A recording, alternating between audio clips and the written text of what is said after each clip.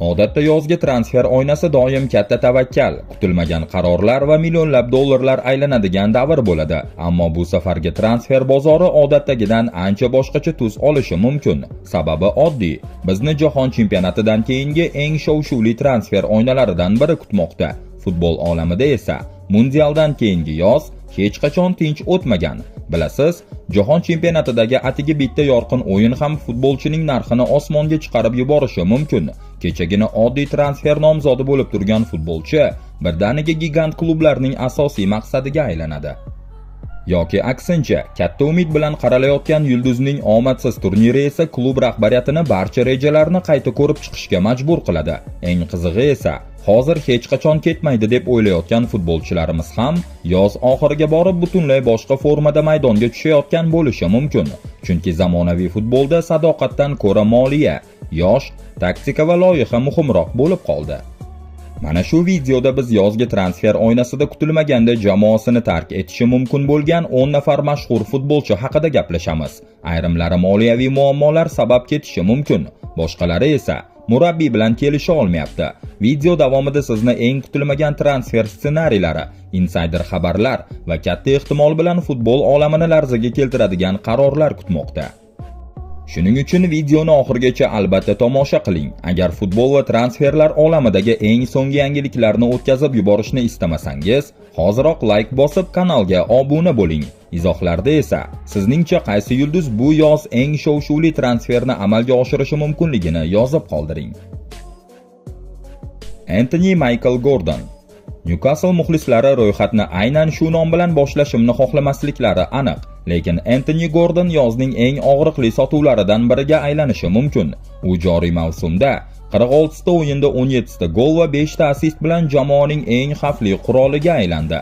Uning asosiy shousi Yevropa maydonlarida sodir bo'ldi. Gordon Chempionlar Ligasi doirasida Karabaoga qarshi safardagi 6-1 hisobidagi g'alabada birinchi taymning o'zidayoq 4 ta gol urib barchani hayratda qoldirdi. Bu shunday o'yinki, undan keyin grand klublar skaut yuborishni to'xtatib, to'g'ridan-to'g'ri qo'ng'iroq qilishga o'tdilar. Asosiy da'vogar Bavariya. Myunchenliklar u bilan jiddiy qiziqmoqda. Shuningdek, Barselona varianti ham yo'q emas. Jahon chempionatidan keyin Gordonning narxi yo koinotga chiqib ketadi yoki Newcastle uchun tarkibni qayta qurish yo'lidagi eng yaxshi moliyaviy imkoniyatga aylanadi. Uni o'yini qovushmagani uchun emas, balki tarkibdagi eng qimmatli aktiv bo'lgani uchun ham qo'yib yuborishlari mumkin. Enzo Jeremias Fernandes. Bu biroz g'alati eshitilishi mumkin, chunki Enzo Fernandes Chelseaning transfer mashinasidagi navbatdagi ism emas, balki jamoaning uzoq yillik o'zagi bo'lishi kerak edi. Biroq uning raqamlari buni e'tiborsiz qoldirishga yo'l qo'ymayapti. 46 ta o'yinda 12 ta gol va 6 ta assist. Bu ko'rsatkich bilan u Chelseada samaradorlik bo'yicha faqat Joao Pedrodan keyin turibdi. Yarim himoyachi uchun bu juda jiddiy natija. Hozir hamma diqqat bilan kuzatayotgan xaridor Real Madrid. To'g'ri, Chelsea uzoq muddatli shartnoma bilan o'zini himoya qilib qo'ygan. Shuning uchun Enzoni sotib olish arzonga tushmaydi. Ammo jahon chempionatidan keyin qirollik klubi markazda yangi dispetcherga ehtiyoj sezsa, Enzo Fernandes aynan ular hal qilishni yaxshi ko'radigan o'sha qimmat va sifatli muammodir. Rafael Alexandre Conceição-Leão. Milanda Rafael Leao har doim jamoa uning atrofida qurilishi kerak bo'lgan markaziy figura sifatida ko'rilardi. Ammo bu yozga kelib, o'sha ishonch avvalgidek mustahkam emas. To'g'ri, u hali ham natija ko'rsatmoqda. Seriyada uning hisobida 9 ta gol bor va uning eng yorqin o'yini Fiorentinaga qarshi kechdi. O'shanda uning dubli Milanga 2-1 hisobidagi g'alabani taqdim etgan edi. Bu haqiqiy Leaoning benefisi bo'ldi. Tezlik, kuch, kerakli vaqtda kerakli joyda bo'lish. U hatto eng tartibsiz mavsumda ham o'yin taqdirini bir o'zi hal qila olishini yana bir bor eslatib qo'ydi. Hozirda uning uchun asosiy da'vogar sifatida Manchester United tilga olinmoqda. Shuningdek, Barselona bilan ham aloqalar borligi haqida gap-so'zlar yuribdi. Italiyadagi manbalarga ko'ra, Milan endi uni mutlaqo sotilmas futbolchi deb hisoblamayapti va jiddiy taklif hamma narsani o'zgartirib yuborishi mumkin. Jahon chempionatidan keyin Leaoning vaziyati yanada qaltislashadi. Agar u mundialda yonib o'ynasa, Milan astronomik summa talab qiladi. Agar aksincha bo'lsa, Premier Liga klublari uni arzonroq qo'lga kiritish imkoniyati tug'ilganini darrov payqab qolishadi. Alisson Ramzes Becker. Yillar davomida u Liverpool uchun har qanday tartibsizlik va xavfni bartaraf eta oladigan haqiqiy qutqaruvchi bo'lib keldi. Hatto bu mavsumda jamoaning o'yini biroz chayqalib turgan bo'lsa-da, Alissonning statistikasi nima uchun grantlar unga xaridor ekanini isbotlab turibdi. 8 ta quruq o'yin va bor yo'g'i 23 ta o'tkazib yuborilgan gol. Uni yetarlicha himoya qila olmagan himoya chizig'ini hisobga olsak, bu haqiqiy elita darajadagi ko'rsatkichdir. Uning yaqin o'tmishdagi eng shedevr o'yini PSJga qarshi kechdi. O'shanda Alisson mehmondagi 1-0 hisobidagi g'alabada ketma-ket seyflar ijro etib, buni hayotidagi eng yaxshi oqshomlardan biri deb atagandi. Bu o'yin u hali ham eng yuqori cho'qqida ekanini ko'rsatdi. Bunday mahorat esa skautlarning e'tiboridan chetda qolmaydi. Xabarlarga ko'ra, Juventus Alissonni o'zining birinchi raqamli nishoniga aylantirgan va aynan shu omil transferni jiddiylashtirmoqda. To'g'ri, Liverpool u bilan shartnomani 2027-yilgacha uzaytirgan. Ular shoshilmayapti. Ammo Juve katta pul bilan kelsa, bu Liverpool uchun bir davrning yakunlanishi haqidagi og'ir qarorga aylanishi mumkin. Gonzalo Matias Ramos. Gonzalo Ramos bilan bog'liq vaziyat biroz g'alati. U gol urishdan to'xtamayapti, lekin baribir PSJda o'zini xotirjam his qila olmayapti. Bu mavsumda u doimiy ravishda asosiy 9lik sifatida maydonga tushmagan bo'lsa-da, jamoasi uchun 13 ta gol va 1 ta assist qayd etdi. Mana shu holat boshqa klublarni hushyor torttirmoqda. To'xtang, nega bu yigitcha sotuvga qo'yilishi mumkin? Uning eng yorqin o'yini Montpellierga qarshi kechdi. O'shanda Ramos PSJning 4-1 hisobidagi g'alabasini hat-trick bilan bezagan edi. Avvaliga haqiqiy snayperlarga xos gol, keyin penalti va yakunda to'sin ostiga yo'llangan dahshatli zarba. O'sha kuni Ramos shunchaki zaxira hujumchisi emas, balki killer darajasidagi hujumchi ekanini ham eslatib qo'ydi. Ayni damda Barselona unga jiddiy qiziqish bildirmoqda. Ayniqsa Lewandowskidan keyingi davr uchun Julian Alvarez kabi asosiy nishonlarni qo'lga kirita olmasa, Ramos ayni muddao. Shuningdek, Chelsea variantlari ham yo'q emas. PSG esa bir necha mavsumdan beri asosiy tarkibda o'z o'rnini topishga qiynalayotgan hujumchini qo'yib yuborishga tayyorlik tuyulmoqda. Sandro Tonali Newcastle shunchaki osongina o'rnini to'ldira oladigan oddiy yarim himoyachi emas. U joriy mavsumda jamoaning haqiqiy dvigateliga aylandi va 46 ta o'yinda 3 ta gol hamda 7 ta assistni ham o'z hisobiga yozdirib qo'ydi. Asosiy vazifasi nazorat, duellar, to'pni oldinga olib chiqish va raqibga o'yin bermaslik bo'lgan tayanch yarim himoyachisi uchun bu juda yuqori samaradorlikdir. Uning eng dahshatli o'yini Angliya Kubogi doirasidagi Aston Villaga qarshi bahsda kuzatildi. Tonali dubl qayd etib, Newcastle-ni deyarli bir o'zi keyingi bosqichga olib chiqdi. Aynan mana shunday o'yinlar grand klublarni u har qanday bosim ostida markazni boshqara olishiga ishontiradi.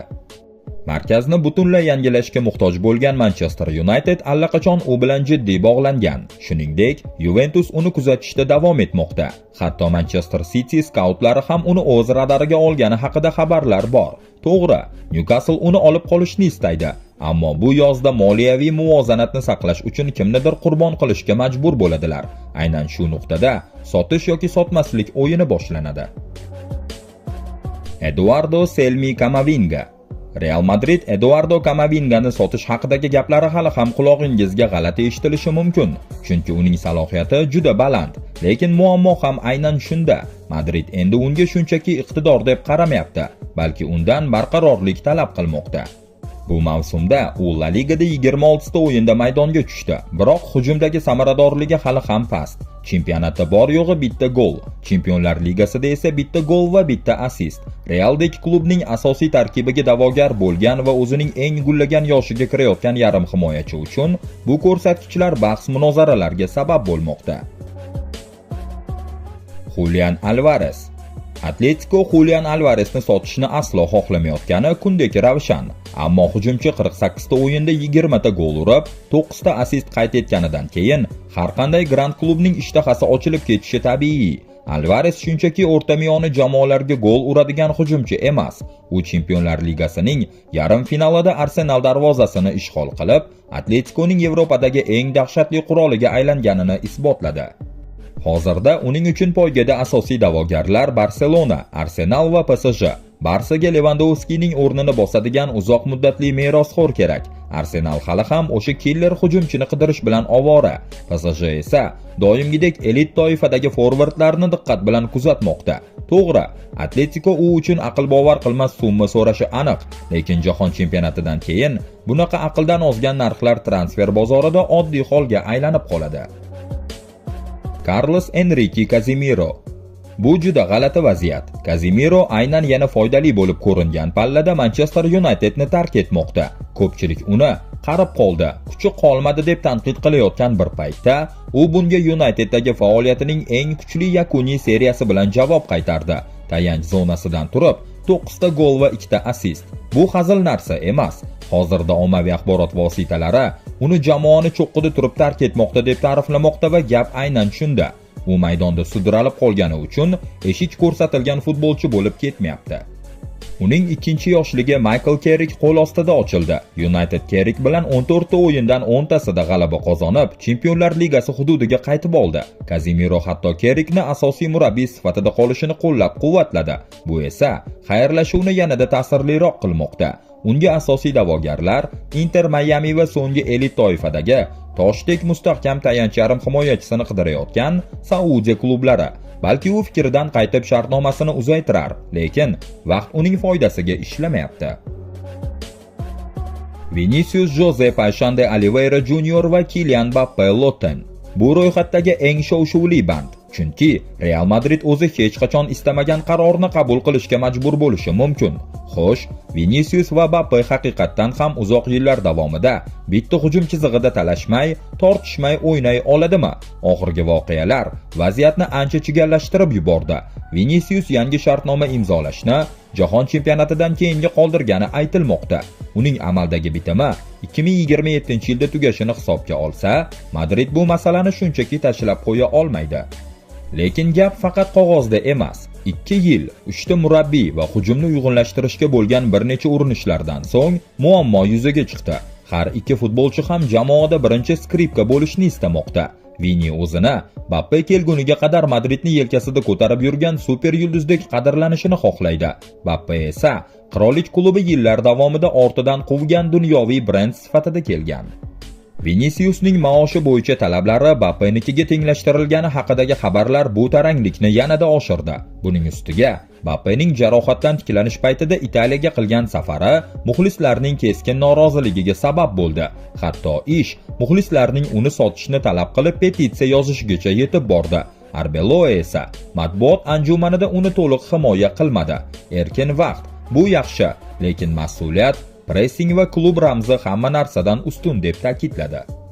Shu bilan birga Real kiyinish xonasi ijtimoiy tarmoqlarda ochiqchasiga Vinicius tarafdori ekanini ko'rsatmoqda. Xullas, jahon chempionatidan keyin hamma narsa o'zgarib ketishi mumkin. Saudiya Arabistoni klublari Liverpool yoki Manchester United Vinini o'ziga og'dirib ko'rishga urinadi. Mbappeda esa variantlar ko'proq: City, Arsenal, Chelsea yoki Liverpool. Gap kimningdir o'yini pasaygani haqida emas. Gap Perez yangi murabbiy va Madrid kelajagini aynan kimning atrofida qurishni tanlashi haqida ketmoqda. Mana kutilmaganda sotuvga qo'yilishi mumkin bo'lgan 10 nafar yulduz bilan tanishdingiz. Endi asosiy savol: sizning sevimli klubingizga ulardan qaysi biri mos tushgan bo'lardi? Ro'yxatdagilardan kim jamoangiz uchun ideal transfer bo'la oladi? Fikrlaringizni kommentariyada qoldiring. Agar video manzur kelgan bo'lsa, like bosing va futbol olamidagi eng qaynoq yangiliklarni o'tkazib yubormaslik uchun kanalimizga obuna bo'ling. Keyingi videolarda uchrashguncha salomat bo'ling.